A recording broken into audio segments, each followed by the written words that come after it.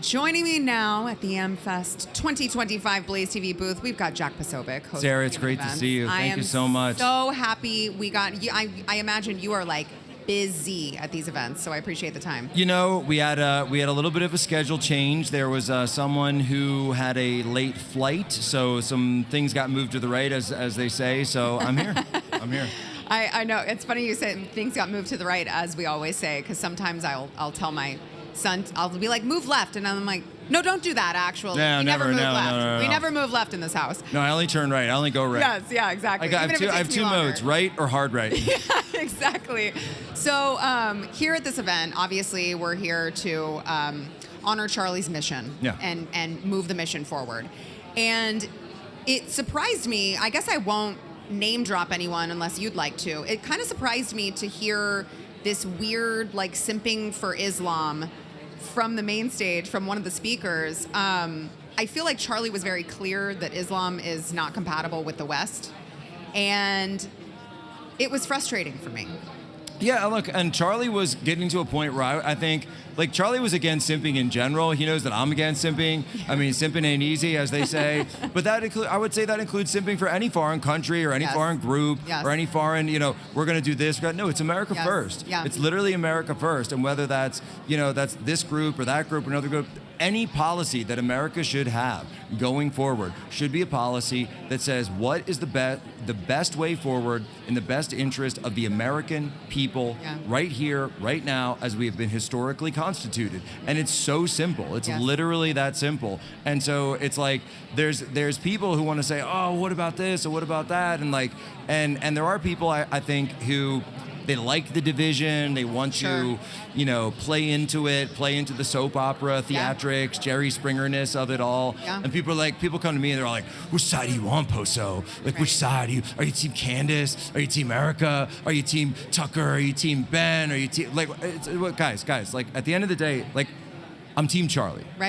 Right, I'm just Team Charlie. I'm Team AmFest. I'm Team TPUSA, Team America. I'm not trying to play those games. Like, well, do you agree with this person? I don't own anyone else's words. Yeah. Right? Yeah. They do. Yeah. I own my words. Right. So if you want to ask me to, respond to something, ask me about something I've said. Yeah. And if you want to do that, because I don't want to play those games. I want to play those games, and like that ultimately, I think, and the people who push that, they cause more division, and while we're divided, the actual enemy, the radical Marxists in this country, and yes, the radical jihadists that we do see in many of these places are coming up. They're becoming much more violent. They're becoming much more threatening. And unfortunately, more and more people are going to get killed if we don't actually directly intervene and do something about these networks. Yeah, you're absolutely right. And I get increasingly frustrated as we move into the midterms because I want to make sure that people remember, like, the goal. This is the goal. This is the mission.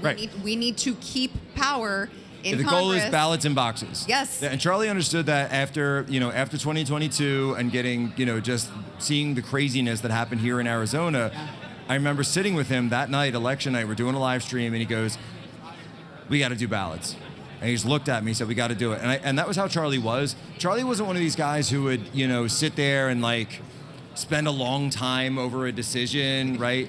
He would just go in a blink of an eye and a snap of an instant and say, "This is what we're going to do now. This is the way we're going to do ballots." And then 2 years later, right, he learned how to do ballot chasing, ballot harvesting, and understood that the Democrats, through COVID, changed the entire system of the way we hold elections in this country away from the great election day that I used to have when I was a kid, when I would go with my dad, and like you would know. By the way, the original election integrity used to be that we lived in these things called communities. And in the community, when you saw the poll watcher, they knew who you were. Right. And they would say, "Oh yeah, there's John and his son Jack. He's going to cast his ballot before he drops his son off at school.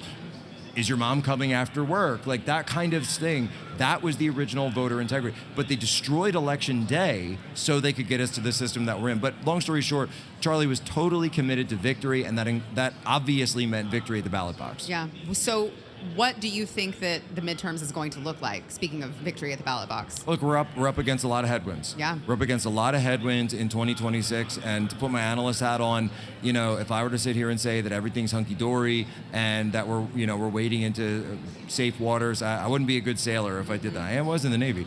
And so, look, you got to tell the captain that the ship is headed towards some rocky waters, and that's just the truth of the matter. Right.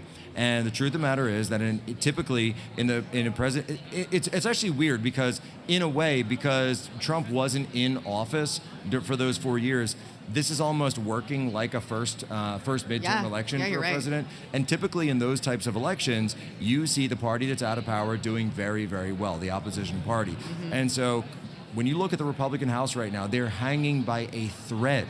And you see people resigning, you see people walking away, quitters, and that only reduces the majority from 4 to 3 to 2. It might even be 2 by the time we're done this conversation. That's not a large majority. So you're defending all of that territory, and all they have to do is pick up a couple. Right. All they have to do is pick up, and certainly we're going to have various, this is why the redistricting fight is so big, because the majority is so slim in the House right now. Senate as well. Senate is going to be tough for us to, I think there's a couple, I'm feeling better about the Senate, about holding the Senate, but the House is going to be a slobber knocker of a fight.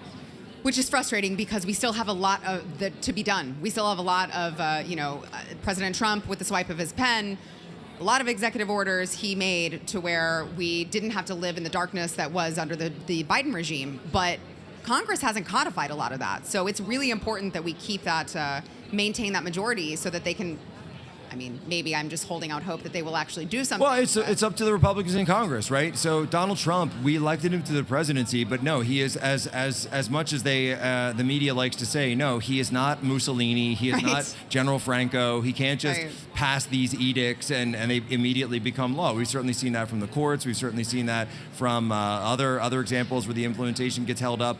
And so that's why you need the Republicans in Congress to step up. And I hear it all the time. People seem so frustrated with the administration. They say we should do more here, should do more there. And sure, of course, absolutely. But I don't hear that same level of frustration for Republicans in Congress. You have a majority right now, Republicans, and it is incumbent upon you to use it while you have it. Yes, exactly. Use it or lose it. Exactly right. But okay, so I know you're a busy guy.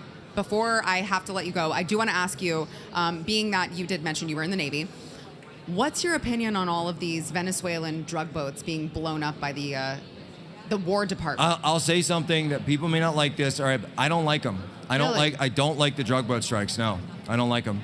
Why? Because I can't get enough of them. I can't get enough of them. I said this. I want like 3 or 4 a day. This is so good. All I want for Christmas is more drone strikes on the drug cartel boats. It's really simple. And by the way, I wouldn't say just do it in Venezuela. I'm saying if you find any of the cartel boats or trucks or cars or caravans or planes, trains, automobiles, whatever you have coming out of Mexico, start hitting them too. Yeah. Because, and I was in a debate with the Libertarian candidate for president last year, Chase Oliver. And we were having this conversation. We were talking about the war on drugs, and it's a complete failure. It's a complete failure. It's never going to work. It's never worked in the past. We just got to legalize all the drugs. Americans just want it too much. And I said, well, we haven't tried everything.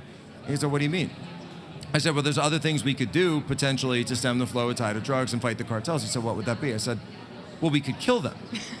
He looks at me and said, well, what? I said, no, you can use military force for the purpose of protecting the nation. It's really simple. Yep. And when you look at fentanyl, when you look at cocaine, when that comes in, the amount of deaths caused by fentanyl, you are saving hundreds, potentially thousands of lives every time you strike one of those cartel boats. And by the way, to the people who say, oh, well, you can't be sure if that's a cartel boat, I'm sorry. They got 4 outboard motors on this thing. They got barrels full of product and substance in there. Plus, you're tracking all the people when they're going on with the overhead infantry. Cut me a break, all right? That's not a fishing boat. That is a drug vessel. And by the way, on the secondary strike, the double tap, if you think there's Americans out there, and I see Kyle Rittenhouse is here, by the way, who's watching. If you think there's Americans that don't support double taps, I don't think you understand the people of this country. Right, yeah. It's funny, I will hear someone say, oh, but they weren't armed with anything. I'm like, no, they were armed with drugs. It's really that simple. The way it works is actually put my Navy officer hat for a second. Yeah. The way it works is, in those strikes, the target is not the individuals. The target is not the people. The target is the vessel. The target is the boat. So if the mission comes down and the orders come down from the secretary or the combatant commander that says, you must send this boat to the bottom of the ocean, bottom of the Gulf of America, then you continue striking until you have accomplished the mission. It's as simple as that. So if, for example, if those drugs are floating in the water, and they're designed to do that with the barrels, then they can be recovered, and then that shipment is able to be completed, which means it's coming into our country, which means you have not completed your mission if that boat is still floating. Yeah. What's new for Jac Posobiec in the new year, 2026? Oh, the new year, gosh, I haven't even gotten that far yet. I haven't even gotten through today yet. You know, look, we're going to take a couple of weeks off after Christmas. You know, take the Christmas break. Yeah. And we got family, but at the same time, I'm doing everything I can to step up around Turning Point and step up here and do more. We're going to be getting into the swing states. We're going to be expanding operations. Obviously, being from Pennsylvania is a key state, the Keystone State. I'm going to be doing as much as I can to focus on that state as well as others, and actually build out permanent infrastructure in a number of these key states. Well, it is so needed and so necessary, and we appreciate all of your great work. Jac We Posobiec. appreciate you, Sarah.